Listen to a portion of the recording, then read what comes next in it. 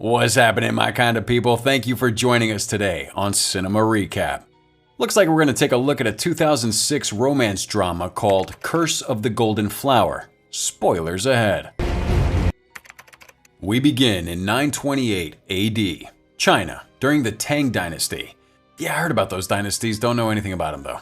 Anyways, a line of women hurries forwards, each carrying some sort of strange wooden instrument and banging them together.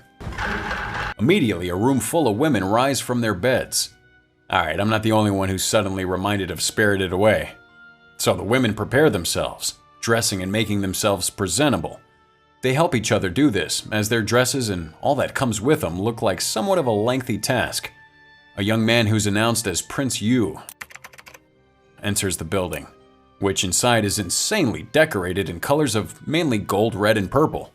Yeah, these rooms and hallways are crazy. Prince Yu bows respectfully to the Empress, who's looking absolutely beautiful.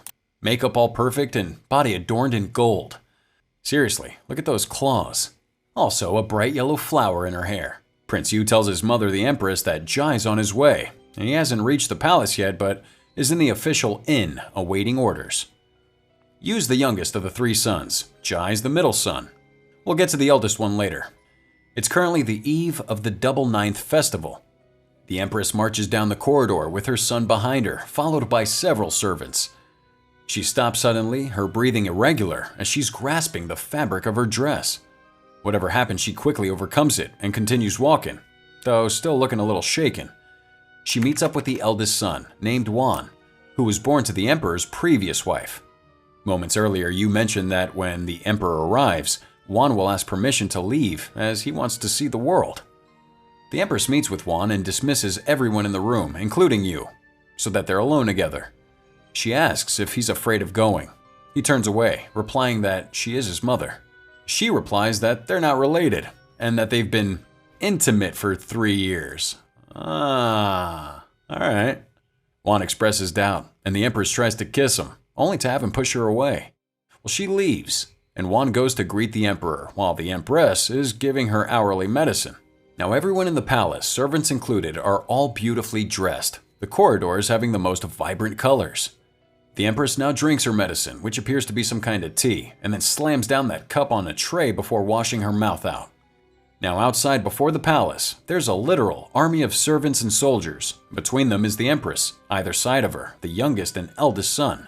However, a figure comes running along the carpet, followed by several clones of him, likely more messengers.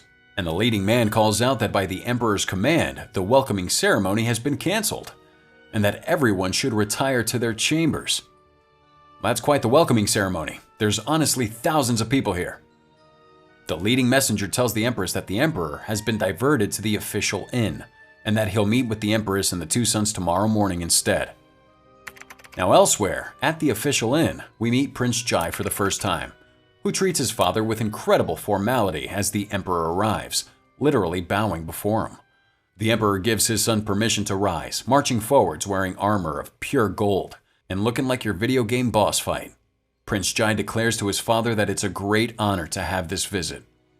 The Emperor looks at his son up and down, in a way that only an insanely rich person can, before drawing his sword. And he and his son have a sword fight, all the while the Emperor remains sitting, showing everyone how skilled he is.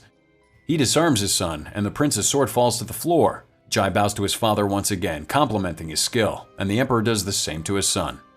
He's come to remind his son of his past mistakes, reminding him not to take by force what he does not give. His son replies in an equally formal manner as before, saying his father's words are wise. Now the Emperor and the prince return to the palace. The prince meets with his mother, the Empress, and asks about her health.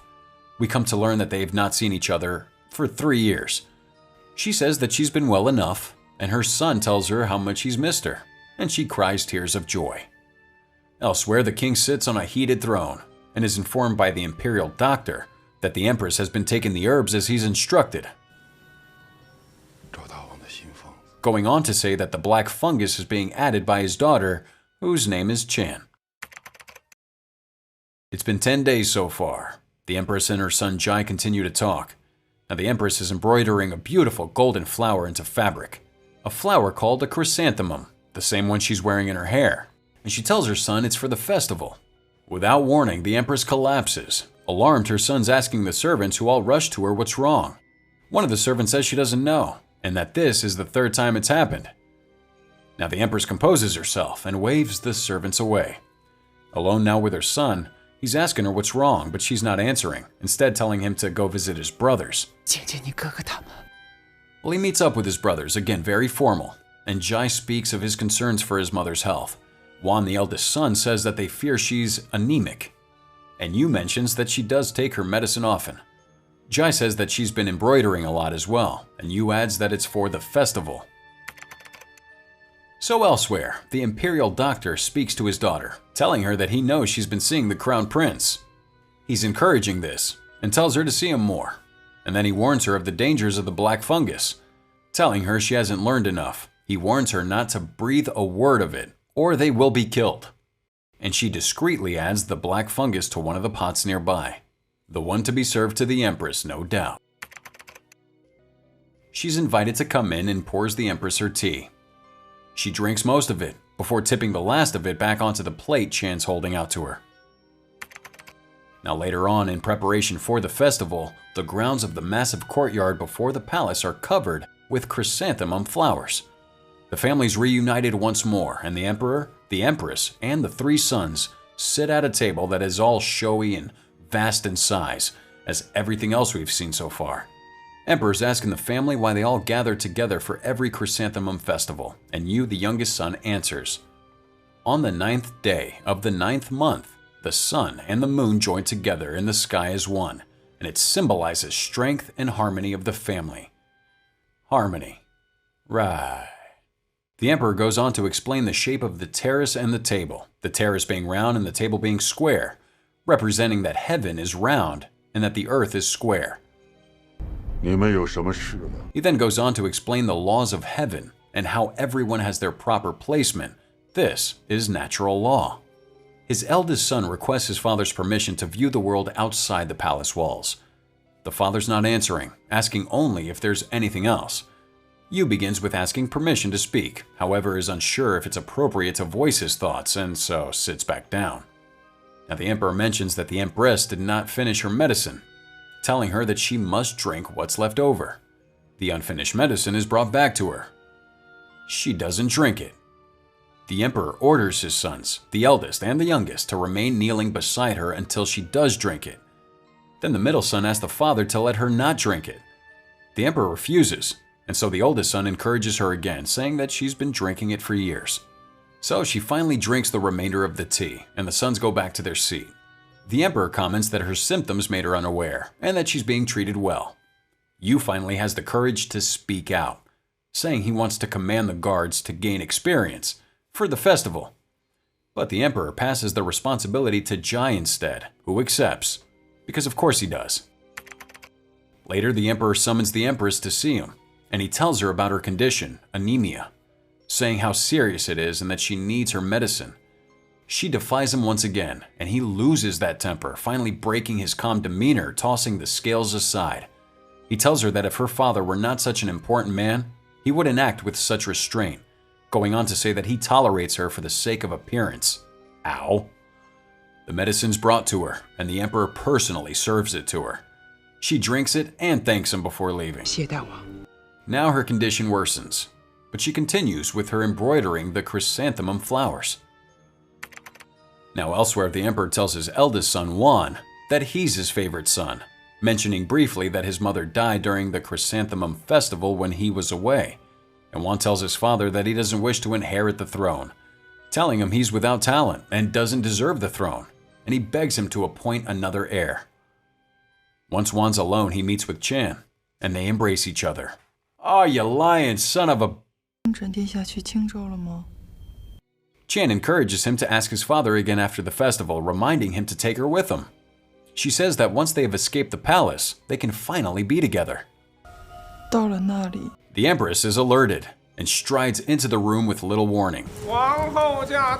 Chan's hiding behind the curtains on the bed and Juan's barely dressed. She orders the girl to come out. And she does, because she has to. Her punishment for trespassing and seducing the prince? lashes, a branding, and to be banished from the palace. Wan's begging for forgiveness on her behalf, accepting blame. She agrees for now before leaving.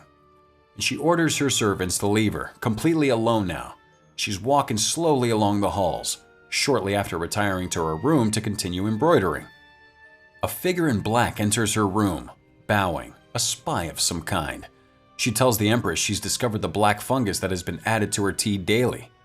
It'll cause her to slowly lose her mind over time. The figure in black refuses the reward, saying she came because she hates the Emperor, and that only the Empress is in a position to avenge her. The figure leaves and the Empress tries her best to continue with that embroidery, though now really angry and upset. This figure is found by Wan and captured. She's brought before the Emperor. We learn she's the wife of the Imperial Doctor. Upon seeing her face and the brand upon her cheek, the Emperor sends everyone in the room away, but not before commanding his son Wan to never speak of this. Once alone, she and the Emperor talk. They have a history together, but haven't seen each other in like 25 years. She claims she's only here to see her son. Yeah, we'll get to that. She claims to be seeking justice. Now the Emperor promotes the Imperial Doctor to governor, and he and his daughter Chan leave for Suzu. Before leaving, the doctor tells the Emperor that he's prepared enough doses of the poison for 2 months. So the doctor leaves, with both his daughter and wife. Shortly after this, the Empress confides in Jai, the middle son. She tells him that after taking her medicine for 10 years, recently, 10 days ago, it had started to taste different. And she tells him of a new ingredient she found, the poison. 午后择日发病。 Jai realizes quickly that it's the Emperor, and the Empress tells Jai that he'll know the truth after the Chrysanthemum Festival. She tells Jai that she'll die exactly as the Emperor wants her to, but not before she puts a stop to it. She tells Jai she wants him to be the Emperor, and he says that he can't stand against his father no matter what. Now the next time the Empress takes the medicine, Jai's with her, confused and hurt over the situation. He's trying to stop her, but she drinks anyway. Jai, now decided, vows to help her, telling her that she'll never drink that medicine again. Now the Empress summons Wan to visit her. She tells him that she made a new robe for the ceremony, one with a chrysanthemum on the chest, saying that it's for protection. He takes it from her, demanding to know what she's plotting. She doesn't answer, and he's refusing to wear it. They almost become intimate, but before things can escalate, he leaves. Now Wan rides away and meets with Chan, asking her why her mother was at the palace. He's suspecting that she's lying. Wan learns from Chan that the Empress ordered 10,000 chrysanthemum embroideries delivered to the army. So Wan rushes back to the palace, fearing something bad's about to happen. Chan rides after him not long after, as the doctor back at home asks his wife what she's been hiding from him. Assassins descend upon the home sent by the Emperor, and everyone in the house is killed. The doctor dies fighting, but the wife escapes, as she's protected by soldiers facing the assassins. Back at the palace, Wan speaks to the Empress, asking when she'll make her move. And she replies it'll be during the festival. So all panicked now, realizing he'll get the blame for the rebellion. Wan stabs himself, trying to end his life, but he survives. He begs the Empress not to go through with her plan, but she insists that she must. The Empress leaves before the Emperor arrives. And when he does, he tells Wan that he knows he and the Empress have been keeping a secret for some time now, though blames her. They prepare for the festival, the Emperor and the 3 sons, Wan remaining in a chair due to his injury. The Empress, however, is late. While Jai goes to fetch her, the Emperor tells Wan that his mother used to wear berries to ward off evil, and that he should do the same, so he agrees. So the Empress is in her room, sweating, trembling violently as she's trying to prepare herself, and she tells Jai that everything's ready. 我真知道了。 The Empress meets with the Emperor, and so the ceremony begins. Chan arrives at the palace, finding it deserted. She's jumped by ninjas and nearly killed, but saved when her mother arrives, managing to fight them off. They flee, Chan not knowing what's going on. Her mother says that the Emperor wants to kill their family. This same man bows before the Emperor, telling him that the Imperial Doctor's family's outside. Oh, the Emperor's eyes say it all. The Empress is the one to speak up, saying to let him inside. He glances towards her, a look of disgust on his face. And once Chan and her mother enter before the family looking shocked and worn, the Empress reveals the secret. That woman, Chan's mother, is the Emperor's first wife, and Wan's mother also. Both children, Wan and Chan, are shocked to learn it, and the Emperor confirms it. And in case you guys forgot, those two were sleeping together. Ignorant incest. Chan runs out of the palace screaming, and to be honest, I completely understand that reaction. Chan and her mother are both killed by ninjas. And a golden army, the Empress's army, with each man wearing a chrysanthemum, charges forwards. They're led by Jai. The golden army storms the palace, and inside the Empress sheds her outer clothes and sports a chrysanthemum embroidery like the soldiers. Wan's stabbed for the second time, this time by Yu, who's angry at his mother, saying that he knows about the affair between her and Wan, and that he knows about the plans she and Jai have.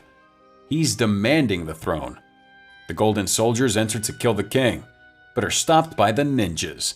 And then the soldiers are killed, with those ninjas climbing back up the ropes and out of sight. Yu tries to kill his father, but it's no match. The father sees Yu's wearing golden armor under all his clothes, and so resorts to beating him to death over the head. He then walks over to Wan, his eldest son and favorite, and cries over his dead body. Those ninjas move outside to face the Golden Army, and Jai fights heroically, defeating his enemy, allowing the army to move forwards. They're stopped just before the palace by more enemy soldiers. The two forces face off. The enemy army traps the Golden Army, killing all but Prince Jai, who was protected from the arrows by bodies of men around him. He's continuing to fight against all hope, seeing his mother standing before the palace alone. The Emperor joins the Empress at the front of the palace, telling her that Wan told him everything about her plan. And then he rips off the scarf from her neck as the last of the golden soldiers are executed before her. The field of bodies are cleared and the blood washed away. Fresh yellow flowers are brought before the palace. The Empress and Jai join the Emperor at the table now. Now the Emperor tells his son Jai that after the ceremony he'd planned to give the throne to him, reminding him again that he should not take what is not given to him. Jai tells his father